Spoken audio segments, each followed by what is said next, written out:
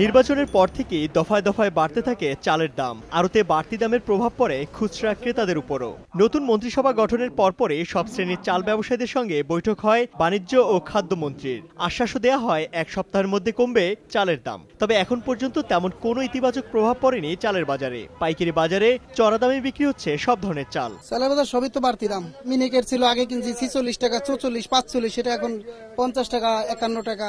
বৈঠকে দাম কমার আশ্বাসের পর বাজারে অনেকটাই কমে গেছে ক্রেতা সমাগম। মিল মালিকের কারসাজির কারণে বস্তা প্রতি প্রায় 200-150 টাকা বাড়াইছে। আজকে আমরা ওই আগের ভাবে দাম চাচ্ছি, কারণ মার্কেটে কাস্টমার কম, বেচা বিক্রি কম।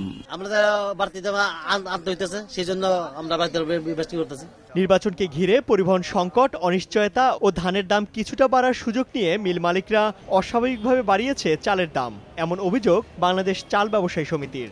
ট্রাক বন্ধ ছিল, আর মনে করছে ইলেকশনের পরে কি হয়, একটা আতঙ্কের মধ্যে মানুষ ছিল। এইসব কারণ, এই সুযোগটা মিল মালিকেরা নিয়ে ফেলছে।